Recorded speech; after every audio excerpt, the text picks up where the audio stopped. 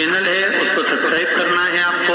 उसका एक कारण, जो उपाय हम लोग कथा के माध्यम से बताते हैं, ये उपाय आपको यूट्यूब के माध्यम से, फेसबुक के माध्यम से आपके मोबाइल पर पहुंच जाए। कि भगवान गणेश जी का जो स्वरूप है, शिव महापुराण कर रही है, जो गणेश जी का स्वरूप है, वो स्वरूप किस ओर होना चाहिए।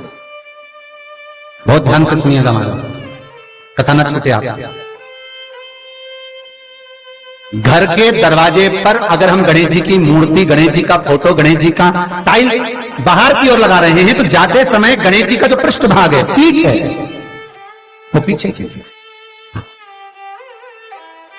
एक शिव महापुराण में आपको पहले एक प्रसंग सुनाया है, सभी लोगों को ज्ञात होगा कि भगवान के सम्मुख में धर्म है और भगवान के पीछे अधर्म का निवास। महाराज, ये दुनिया के लोग जो भगवान की परिक्रमा करते हैं ना, जितने भी लोग भगवान का परिक्रमा करने जाते हैं, मंदिर जाते हैं, परिक्रमा करते हैं, ये लोग मंदिर में जाकर जब पीछे प्रणाम करते हैं तो कभी मौका मिले तो एक बार इनसे पूछना जरूर कि भैया आपने कोई शास्त्र, आपने कोई पुराण कभी पढ़ा है? आपने शास्त्र पुराण का स्मरण किया है? हमारा कोई शास्त्र, कोई पुराण, कोई वेद यह वर्णन नहीं करता कि मंदिर के पीछे हम प्रणाम करें, हम मंदिर के पीछे नमन करें। हमारा शास्त्र वेद वर्णन नहीं करता। और देखे तो लक्ष्मी ने कहा, प्रभु जब गणेश जी के सम्मुख में रिद्धि सिद्धि, श्री, तुष्टि, पुष्टि, शुभ लाभ, सारे धन देने वाले, संपदा देने वाले जब गणेश जी के अग्रण्य रहेंगे तो पीछे बिठाने में क्या दिक्कत है? आप पर दे दो। भगवान विष्णु ने तथास्तु कह दिया। दरिद्रता दुख, तुम्हें वर देता हूं कि तुम गणेश जी के पृष्ठभाग में विराजमान होगे। इसलिए निवेदन है, मंदिर में नहीं, घर के अंदर, घर में जहां सबसे आगे फ्रंट में गणेश जी की टाइल्स, गणेश जी की मूर्ति, गणेश जी का फोटो प्रथम भाग में, बिल्कुल बाहर फ्रंट में घर के दरवाजे के नहीं लगाना। क्यों? जब जाओगे तो पृष्ठभाग गणेश जी का तुम्हारे जाते समय पड़ेगा। जीवन में दुख, तकलीफ, कष्ट आते ही रहेंगे। जीवन में कभी भी आप करोगे बहुत कुछ, फैक्ट्रियां भी खोल सकते हो, दुकान भी खोल सकते हो, कार्य भी बड़ा कर सकते हो, पर सफलता नहीं मिल सकती, सफलता नहीं। और यदि आपके घर में पहले से टाइल्स लगी है, मूर्ति लगी है गणेश जी की, हटा नहीं सकते, तो निवेदन है, एक फोटो गणेश जी का जब बाहर निकलो तो अपने, जब उधर फोटो लगाए तो एक फोटो बाहर जाते समय अंदर की ओर मुख कर लगा दीजिए, उससे वो दोष समाप्त हो जाता है। महाराज, वो दोष समाप्त। गणेश जी अगर लेकर आ रहे हैं तो बैठी हुई मूर्ति लेकर आए, और गणेश जी लाए मना नहीं है। गणेश जी जब लेकर आए तो घर में बिठाने के लिए ला रहे हैं तो राइट सूंड का गणेश लेकर आए, सीधी हाथ का। आपका सीधा हाथ देख लेना, उसी के हिसाब से गणेश जी को अपनी ओर रखकर, या गणेश जी का सीधा हस्तकमल देख लेना। आपका तो उल्टा मान्य होगा जब आप देखेंगे तो गणेश जी का जो सीधा हस्तकमल हो, उस साइड अगर गणेश जी की सूंड है तो वो सूंड का गणेश घर के अंदर विराजमान हो। उल्टी सूंड का गणेश, लेफ्ट सूंड का गणेश, ये गणेश व्यापार, व्यवसाय, फैक्ट्री, दुकान, बिजनेस, ऑफिस जगह पर विराजमान हो।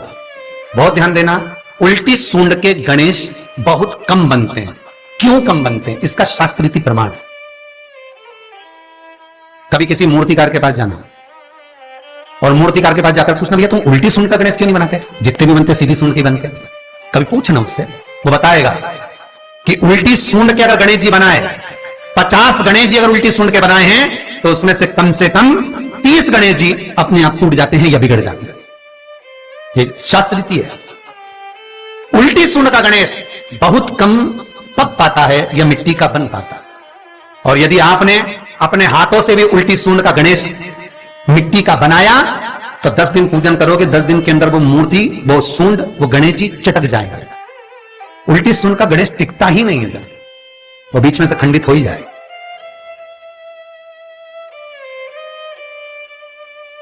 वो तो स्वयं गणेश जी कृपा करें, स्वयं विनायक कृपा करें और उल्टी सूंड के गणेश जी अपने को मिल जाएं और वो गणेश जी हमारे घर में आ जाएं तो वो फिर नहीं चलता। सीधी सूंड के गणेश जी को मनाने के लिए महाराज मंत्र की 50 माला करना पड़ती है, तो समझ लो उल्टी सूंड के गणेश जी को मनाने के लिए मात्र 5 माला में भगवान गणेश प्रसन्न हो जाते हैं। अर्थात उल्टी सूंड का गणेश शीघ्र प्रसन्न होता है। महाराज ब्रजमंडल में जब कभी जाओ, मथुरा के पास में वृंदावन से आगे लोहवन पड़ता है। कौन सा वन है? लोहवन। वृंदावन से कुछ थोड़ी दूरी पर लोहवन। उस लोहवन में जाना, जैसे निकुंज वन में गए, भांडेर वन में गए, आप लोग कई बार दर्शन करने गए होंगे, तो लोहवन में जाना और लोहवन में जाकर थोड़ा सा सरसों का तेल लेकर अपने ऊपर से 21 बार उतार कर लोहवन में भगवान शिव का स्मरण कर कर, यमुना का स्मरण कर कर, विष्णु और कृष्ण का स्मरण कर कर, वो तेल सामने एक मूर्ति मिलेगी जिसका शीश नहीं होगा, उस मूर्ति पर चढ़ा देना। इसका भी चरित्र शिव महापुराण में आता है हमारे, इसका भी व्याख्यान आता है उस मूर्ति का है। लोहवन ब्रजमंडल में लोहवन का व्याख्यान स्कंद पुराण में भी है। आप मेहनत कर रहे हो, फल नहीं मिल रहा, आप दुकान खोल रहे हो, चल नहीं रही है, आपका चित्तवृत्ति, आपके जीवन में सफलता आ ही नहीं रही, तो कहीं मत जाइए। आपके जीवन में 25 बार अंगूठी बदल के देख लिया, कभी पुखराज पहन लेते, कभी मोती पहन लेते, कभी नीलम पहन लेते, कभी कोई महाराज ने कहा तो ये कर लिया, कभी कोई महाराज बोला तो ये कर लिया, फल नहीं मिले, कहीं मत जाओ, कुछ मत पहनो, उसकी शरण में जाओ, उसकी शरण। लोहवन पहुंचा, वृंदावन से 4-5 किलोमीटर की दूरी। रिक्शे वाले से बोलो कि लेके जाएगा, 5 रुपए लेता है।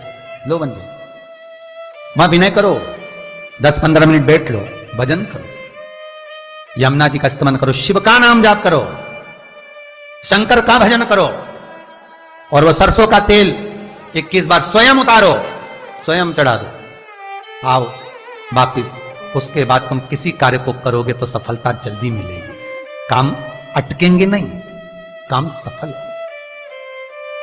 यमुना के घाट पर शिव आराधना का फल भी 1000 लाखों गुना है, लाखों। बहुत ध्यान देना, स्वप्न 2 तरह का होता है। एक स्वप्न में अगर आप बहुत खिलखिलाकर हंस रहे हो तो समझ लेना दूसरे दिन तुम्हें कुछ ना कुछ ऐसी खबर मिलेगी कि आंख में आंसू आएंगे। स्वप्न में आप अपने आप को अगर हंसता हुआ देख रहे हो, किसी को खिलखिलाता हंसता हुआ देख रहे हो, तो दूसरे दिन कुछ रोने की खबर मिलेगी, कुछ दुख होगा, कष्ट होगा, तकलीफ होगा। और अगर स्वप्न में आप भगवान को मुस्कुराता हुआ देख रहे हो, स्वप्न में आप भगवान को हंसता हुआ देख रहे हो, तो जरूर तुम्हारे ऊपर कुछ भगवान की कृपा होने वाली है, जरूर कोई अच्छी खबर आने वाली है। दोनों के हंसने में अंतर है। सांसारिक मनुष्य स्वप्न में हंसता दिखे तो दुख मिलेगा, और भगवान हंसता हुआ दिखे तो सुख मिलेगा।